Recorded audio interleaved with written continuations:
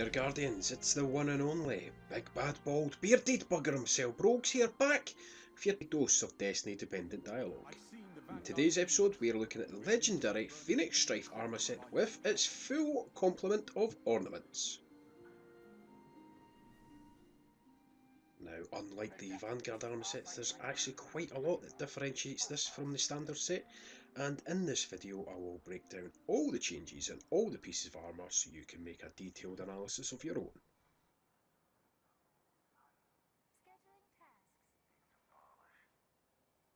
Okay, first of all we have the helmet. As you can see, the eye slits either side have been removed, the whole helmet's more cleaned up approach.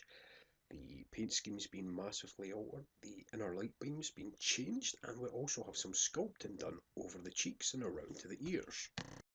Now, in order to get this, you're going to have to win 25 competitive matches during Season 2 or any subsequent season following. Now, the most difficult part about that is getting your team together for it, because if you do not have a strong team, you're going to find it really hard to get those wins. Now, as a solo player myself, I did this in about 60 games, roughly, and it took me about 3 weeks or so to get that many done. Now, up next we have the gauntlets, and though it may appear there isn't much changes in this, there are actually quite a few. Firstly, the spikes have been removed from the left shoulder and placed on the right. Not a great deal there. As you see on the vambrace set, it's switched from a single piece of armour to double stacked armour, and you'll also notice that the actual armour underneath has went from just a plain look to a chainmail look, which I think actually looks quite cool. Now, in order to get this ornament, you're going to have to complete challenges in the Crucible during Season 2.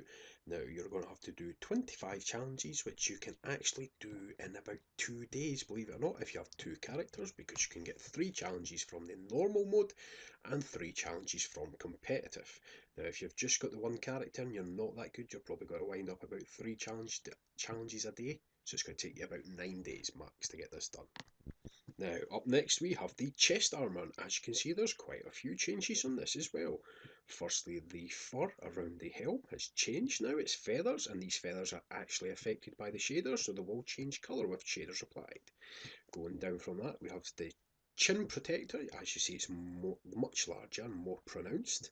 The armour itself has changed stylistically, it's also reaches further down on the abdomen, and as you can see the chainmail underneath the gauntlets is carried on up to the neckline.